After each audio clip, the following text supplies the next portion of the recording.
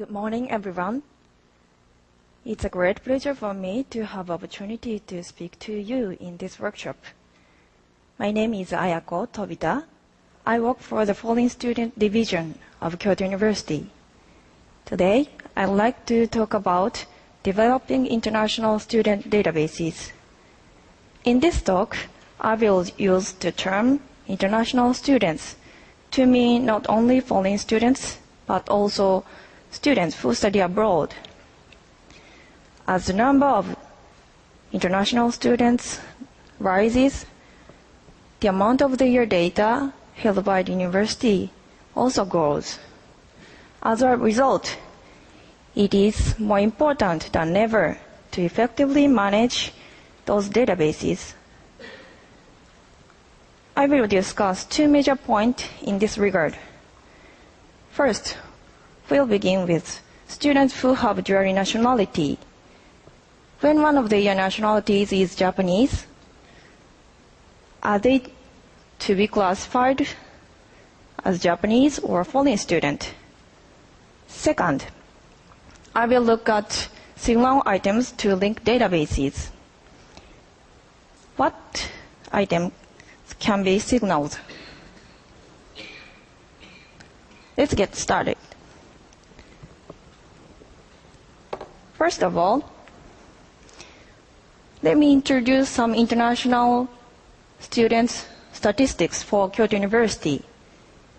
You'll see the shift in number of foreign students on the left, and for students studying abroad on the left, and foreign students on the right. As you can see, the numbers of both types of students has been increasing in recent years. We have now over 1,700 foreign students and 780 students who study abroad. These rising figures has resulted an enormous amount of data associated with them.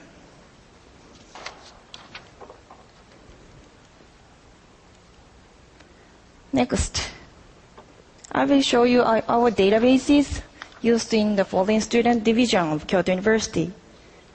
We have several types of databases on international students. Most are one of the following two kinds. The first one is a complete list of foreign students. These deal with students at a specific point in time and are utilized mainly for statistics. And these are lists of all foreign students who enrolled Kyoto University on 1st May or 1st October, regardless of their visa. It includes about 40 items such as student number, nationality, date of birth, school, course, visa, scholarship, and so on. The second one is participant list for each international program. These deal with students for a specific period of time and are mainly used to support students. We are now have around 15 programs for foreign students and students who study abroad, such as a short-term language spring school in the US or in China, as well as student exchange program with our foreign partner universities. These lists have information such as phone numbers and addresses and research topic, passport number, and so on. We make this type of list for every program.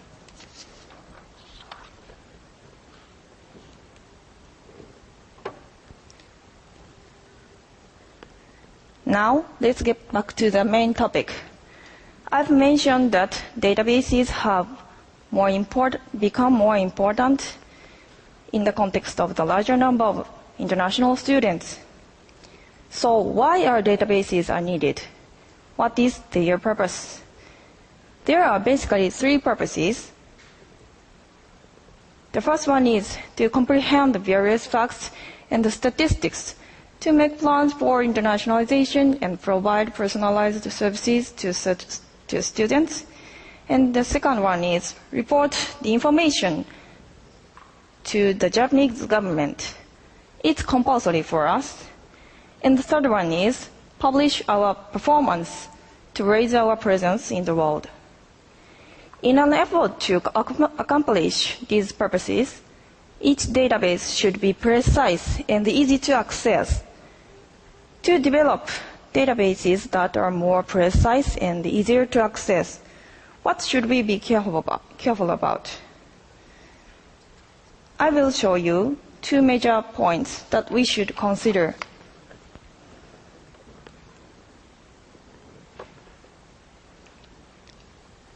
Let me start with students who have dual nationality. Nowadays, the number of students who have dual nationality is increasing, and this becomes especially complicated when one of their nationalities is Japanese.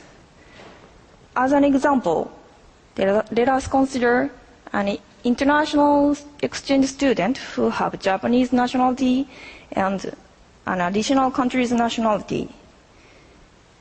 She is Japanese if we categorize her based on her nationality at the immigration office. Exchange students who have Japanese nationality usually enter Japan as Japanese citizens, as that means they do not require a visa. She enters Japan as Japanese citizen, so she is Japanese. This could be one definition. On the other hand, she is a foreign student if we categorize her based on our handling on our program. Because we accept her on an exchange student with foreign countries, and we treat her as a foreign student. So she is a foreign student. This could be another definition. Neither definition is wrong.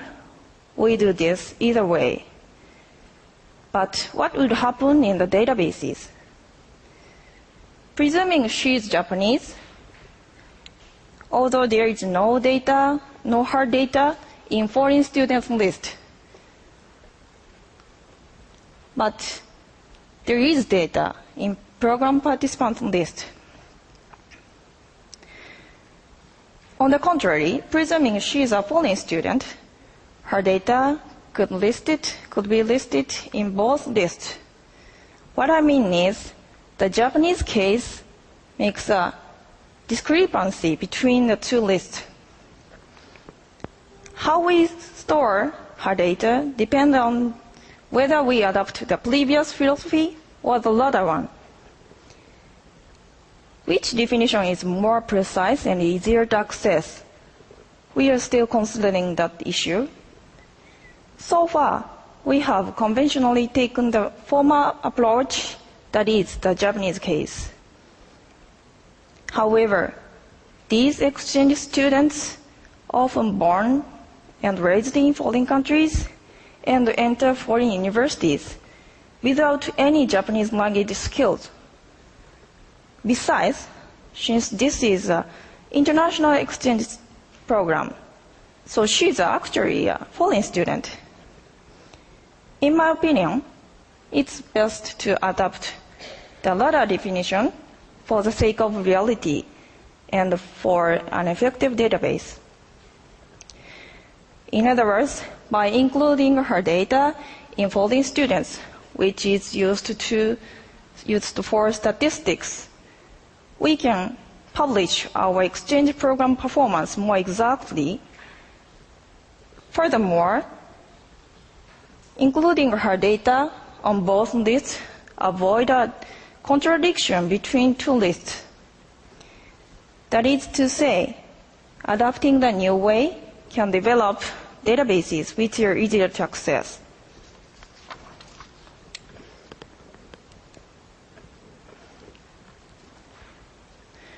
Let's move on to the second point.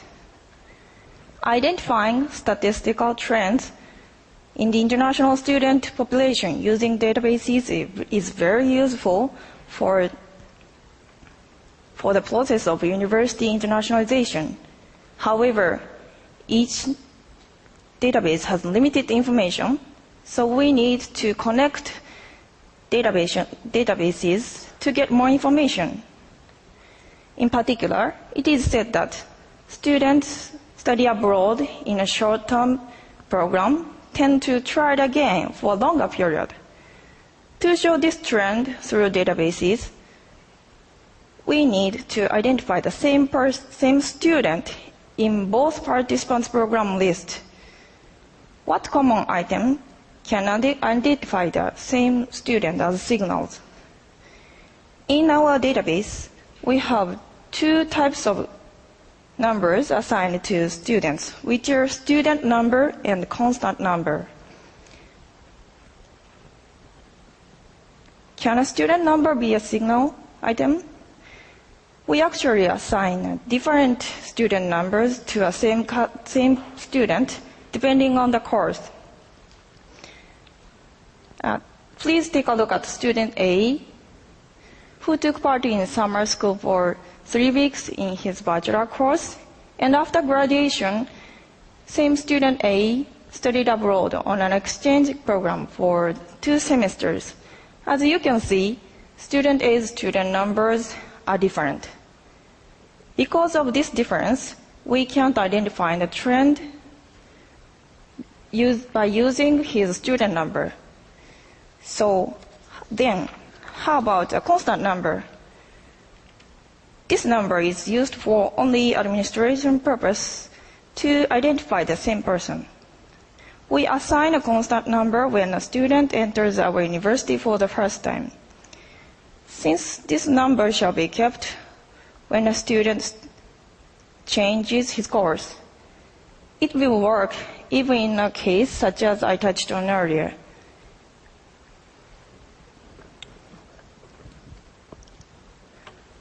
Please take a look at student C. As you can see, student C's student numbers in both lists are different, but constant numbers are the same, 5 zeros. Unfortunately, not much attention has been paid to this number in terms of statistical importance. Here is an actual case, student D. She enters Kyoto University as an exchange program at first, and then becomes a full-time student few years later. It is difficult to keep his first constant number 10101 because the administrative staff doesn't know the student's history as an exchange student. Consequently, the administrator assigns a different constant number, 20202. In such cases, we are having trouble picking up relevant data. As constant numbers are not completely reliable in such circumstances, we need a complementary item. I think that the student's date of birth is a suitable one. The only thing we have to be careful about is to make it an 8-digit number. For instance, student C was born 6th March in 1234. Data should be 123400506. Then we can observe various trends among international students by taking advantage of signal items. This makes the databases easier to access. In my presentation, I showed you 2 points concerning how to develop international students' databases. First one is that data on exchange students who have Japanese nationality should be in a complete list of foreign students from realistic data handling point of view. And the second one is that by including a couple of signal data in each databases, we can grasp the trend of international student enrollment. That's all. Thank you for your attention.